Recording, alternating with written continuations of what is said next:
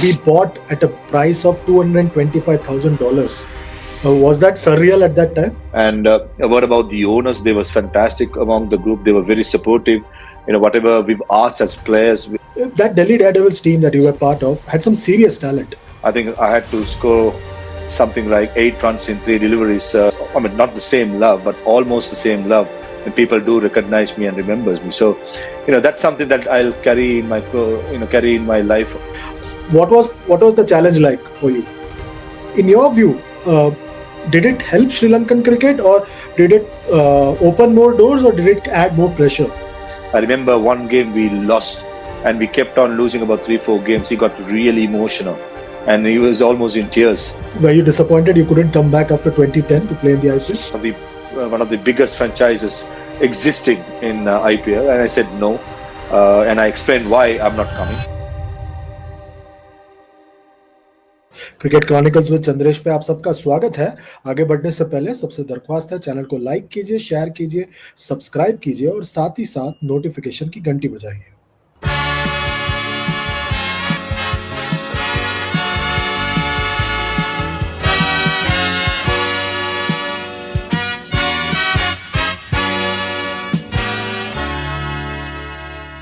क्या हो गया भाई?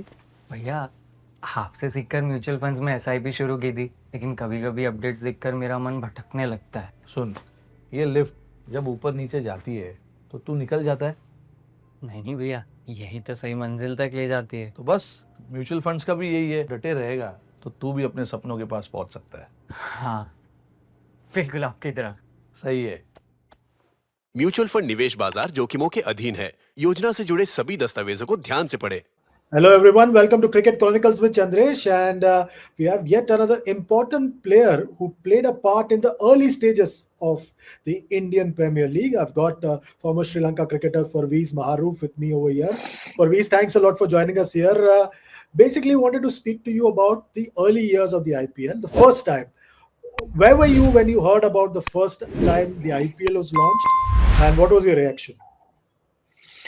Hello, Chandresh. Good to connect with you. Good to do the show. When I heard about that I was sold in the auction, we were in Australia playing the Tri-Series involving Australia, India, and Sri Lanka. So a couple of months before, when my agent came up and said, something like this is going to happen, blah, blah, blah. And we were not sure what to expect, because franchise cricket was something new that coming up. Wasn't sure what's going on, and those days we were purely concentrating on international cricket. So we just signed the document, went on the tour to Australia, and if I remember right, we were in Melbourne when the auction happened. And once the auction was done, I got a call from my agent, and he said, you've been bought by Delhi Daredevils for X amount. So initially we didn't know whether it's going to be 1 year contract, 2 year contract, 3 year contract. So whatever the amount was. So, I thought it's going to be for 3 years. Then my agent goes, no, you fool. That's for 1 season. And you've signed for 3 seasons. So, those are the memories that I go back with. And once I came over to the IPL, it was just a different ball game. I mean, my biggest takeaway from the IPL is that, I played alongside my childhood hero, Glenn McGrath. So that's my biggest takeout. To be bought, and that's a term that I use with a lot of reservation, to be bought at a price of $225,000. Was that surreal at that time? Indeed, it was. I think those days, international cricket in Sri Lanka wasn't paying that big money. So when a jackpot hits like this, it was something that I personally did fall back in my life, and I always say it. I'm not shy to say it.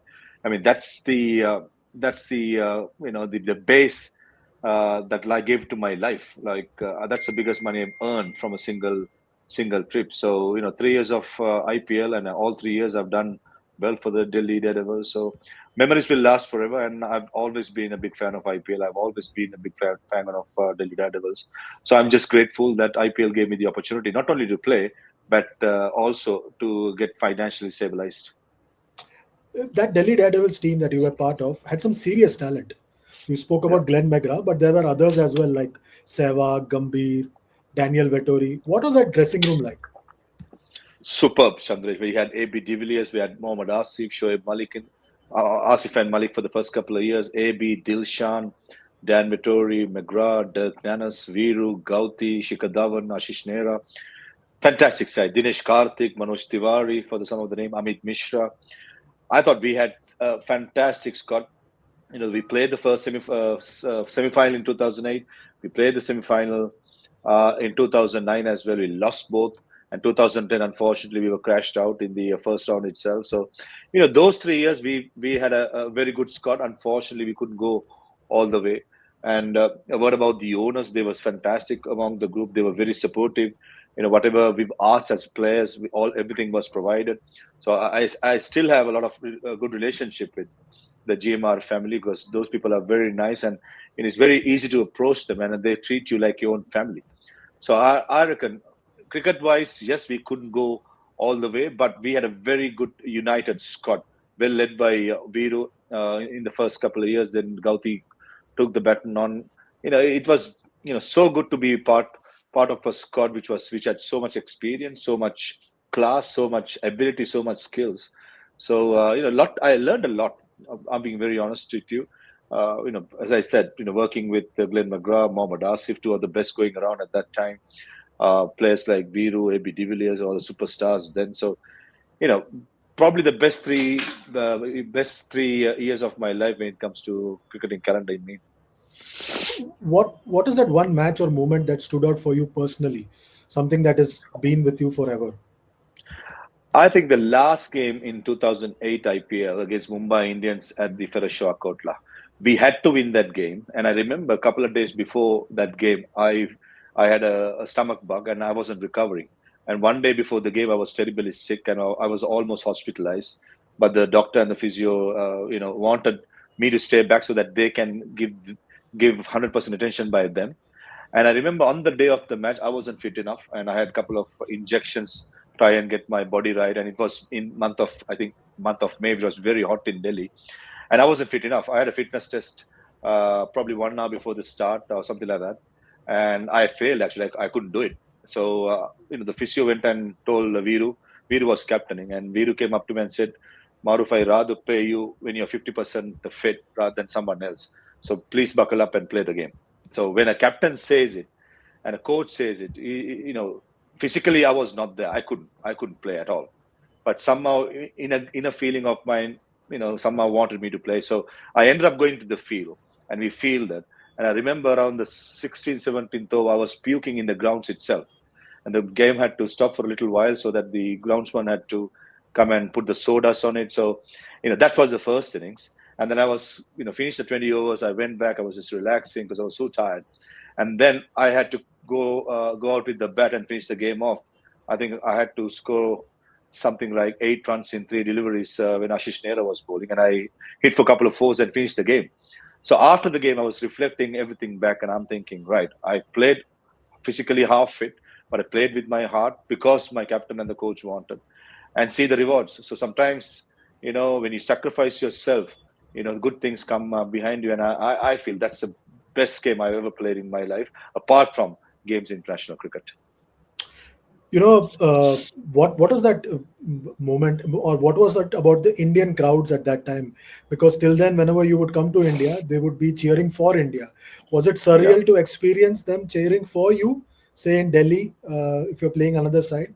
We saw that with Punjab and Mumbai. In Mumbai, where crowds are booing Yuvraj. Never experienced that before. What was it like for you? The 3 years I spent in Delhi, Ferozshah Kotla, then was one of the best crowds ever. I mean, I played all around India in that. The 2008 and 2010 IPL, 2009 was in South Africa. Not a single game we were booed, though we lost. We were right throughout, backed by the spectators. They loved us. They treated me. I remember the 2 seasons I spent in Delhi in India. Everywhere I went, so much love was shown.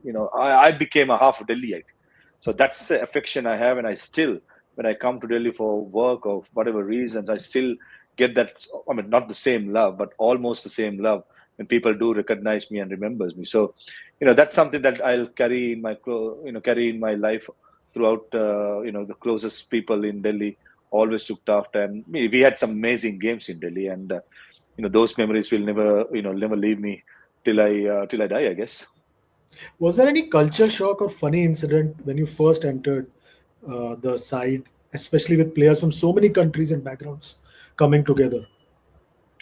I think I was starstruck when I sat next to Glenn McGrath. That got to be said. He was my child hero, and playing alongside with him.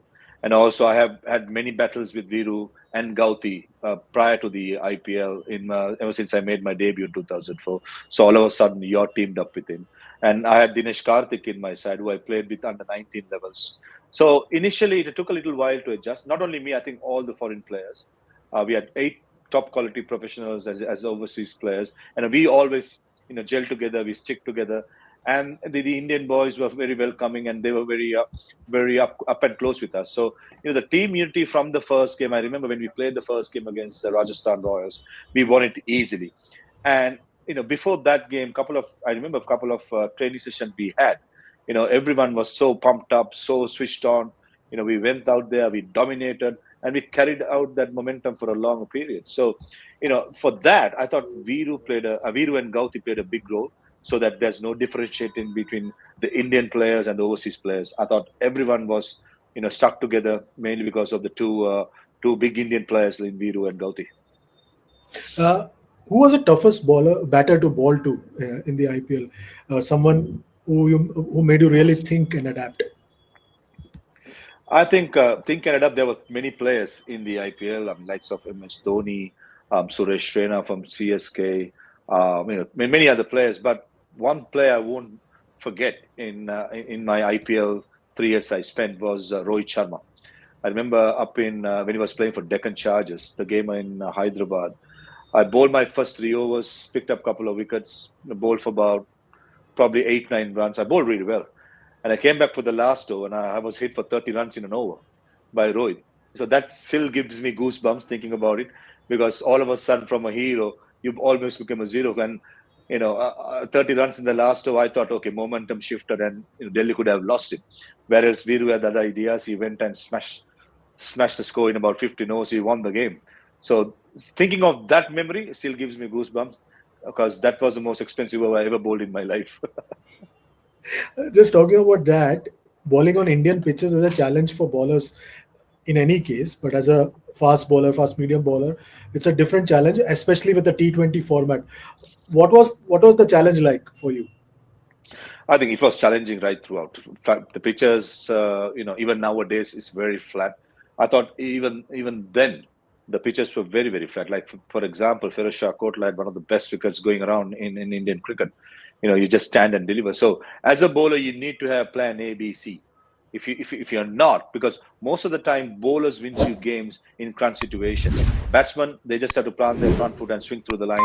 Runs are to be made. But bowlers wins you games, especially in the death overs, have a clear plan and the power play. So the first couple of years, 2008 and 9, when we did really well as a team, we had proper planning and the bowlers executed really well. I remember for the second year, we had Dirk Nanas in our side, and he was bowling 150 plus, and he had different plans for different players and different conditions. So similarly, everyone who came in, got the job done mostly. That's why we won a lot of games in the first 2 years. And that was a time when Sri Lanka had a number of players in the IPL. Yeah, That also reflected in the way Sri Lankan cricket was at the time. Every team had at correct. least two or three Sri Lankan players. Uh, in your view, did it help Sri Lankan cricket, or did it open more doors, or did it add more pressure? I think above all, I think it's just a privilege to play in the IPL. Now, I mean, if I take the names like Mahela, Kumar, Sanat, Murali, all these players, Lasit Malinga, everybody now see where they are. They are having good positions in franchisee in the at the moment presently. So it shows. I mean, they perform well while playing. Since they perform well, so many avenues have opened up for them right throughout. So similarly, from 2005 to 2009, that was a golden period of Sri Lankan cricket in white ball as well as red ball. We won so many bilateral series, we won so many games, and that was rewarded by players being bought up for good money in the IPL auction. So if I remember right, first 3 years we had about I think 13 to 14 Sri Lankan players in all the teams. So it shows the trust the owners had on those players. So, above all, I think it was a privilege. Yes, it was pressure. It opened up a lot of avenues, a lot of doors. And we were just, if I'm being really honest with you, when we played the 2008 IPL, got a feel for it. And the rest of the players were waiting for 2009 and 10 because we knew how competitive the cricket was and how enjoyable it was. यार market कैसा ऊपर नीचे होता है. याद रख, career, investment और life में ऊपर नीचे होता रहता है यार. वो तो है. बस भाई, डटे रहे, तभी तो अपने सपने पूरे कर सकता है. सही है. लाइफ और म्यूचुअल फंड्स में लॉन्ग टर्म सोचना सही है. सही है. हाँ. म्यूचुअल फंड निवेश बाजार जोखिमों के अधीन है. योजना से जुड़े सभी दस्तावेजों को ध्यान से पढ़ें. Sri Lanka and India have had a fierce cricketing rivalry. Was there any banter or tension when Indians and Sri Lankan players are on the same side, especially in the IPL at that time? Oh yeah, I keep reminding Sehwag and Viru how I got them out. So that's for sure. The banter and humor always carried on, and it never stopped. And the captains that you played under in the IPL, how were they tactically, strategy-wise? Were they some of the best that you played, Biru and Gauti, I suppose? I think two different captains. Viru was more chilled out, less planning. He will always go with the flow, go with the gut. Whereas Gauti is a tactician master. He thinks a lot. So it's two different captains, but both have their strength and weaknesses. But as a group, we just we had so much experience. We had so many leaders in that side. Players like Dan Vittori, Shoaib Malik in the first couple of years with leadership. Maybe De Villiers, even David Warner when he came in, he was someone. He lit up the stage with his performances. He was almost like a leader, always in the front foot. He wants to be in the limelight. So, tactically, I think Viru was not too tactical. He was more with the flow. More with heart. He take decisions. But with Gauti, it was totally different. He always uses his mind, and he thinks a lot about the game. And every game we'll have probably, if I remember right, at least 45 minutes, 40 minutes team meetings. Whereas Viru's team meeting only lasts for 5-7 minutes. And the first 3 years, the infancy stage of the IPL, how did you handle the sudden spotlight and media frenzy that was around the tournament? I think I was lucky enough, Chandresh, when I was playing under 19 or under 17 cricket. Sri Lanka cricket actually gave us training for how to handle the media, how to handle the fame and the name and the everything. So, I was quite prepared and I knew how to handle it. So, I've been the same from then till now. So it will not change. And it's all about enjoying the moment. You do well, you get recognized. That's why you've been wanted by the fans. So, cherish it rather than ignoring it. And the IPL also, you had different coaches. You played under Greg Shipperd, different strategy, different coaching style, unknown at that time in Indian cricket at least. What were some of the differences that you saw when you played for Delhi Daredevils compared to what you saw with the Sri Lankan domestic setup? I'm not talking about the national team, but the Sri Lankan domestic setup. The thing was, Greg Shipperd was one of the successful coaches in Australia in straight cricket. He was coach of the Victoria State, and what he did was he brought the entire coaching staff with him along with the physio. So he was quite comfortable with his job. And when you have players the caliber I said, there's not much coaching to do. It's all about man management and getting the tactics right, and the players will do the rest of the work. So Shippy's work was quite, I wouldn't say easy, but it was all streamlined. But Shippy was a great motivator. I remember one game we lost and we kept on losing about 3-4 games. He got really emotional and he was almost in tears. I mean, being Australian, being emotional is something that you don't see much because they're mentally very strong, but not with Shippy because he coaches with his heart and he loves all the players. And, he just is a good man manager. I mean, there are good coaches, good man manager. So I think Shippy was a great man manager and he knew how to take the best out of each player. And did you develop friendships that have lasted till now within the team, within India, with Indians and overseas players? 100%, Chandrash, 100%. Friends for life, I would say. I mean, I don't want to name individually, but there are many that I played with with the Delhi setup, as well as some of them in the opponent side. Not from the same country, of course, Sri Lanka, but a lot of Indians and the other countries. We have made good connections, good friendship that I'm sure will last forever. And what was the biggest learning for you from playing the likes of Dhoni, Shane Warne, uh, Tendulkar, and so on and so forth at that time, bowling against Sanat Jayasuriya, Mahela, Sangha, and all at that time? I think the best part about is, when you're playing against your own countrymen, you don't want to come second because, the countryman will remind you rest of your cricketing career. This happened, that happened. So, you try and get the best out of it. But, as I said, it's like almost a starstruck moment when I played with Glenn McGrath and also playing against likes of Shane Warne and Sachin Tendulkar, the two of the cricketing greats the cricket has ever seen. So, IPL has given so much things, Chandesh. I mean, I can't use more words than just being thankful and grateful for IPL, what it has done to my life. Were you disappointed you couldn't come back after 2010 to play in the IPL? Yeah, I was very disappointed because 2010, as I said, as a group, Delhi didn't have a good season, and few of the players were retained, and rest of the players were released. And I was hoping because my still up to date, I have one of the best economy rate in the IPL that in 2011 I will picked up, but I was not picked up, and then I was quite disappointed. And at that time, even in my national side, I was just dropped after being injured. I'm trying to come back, so I wasn't sure what I was going to do next. And then comes an offer knocking on my door to play for Lancashire for a full season in 2011. So, straight away, Lancashire with so much history, I took the opportunity. I went over in April, and when I went over after playing one game, I got a call from my agent telling me that one of the franchise are interested me in signing as a replacement player for an injured player. I don't want to name the franchise, and then I asked his opinion because I've already committed to Lancashire for 5 months. And if I accept this offer with the IPL side, means that I'll be missing about, I think, 3 or 4 weeks of cricket.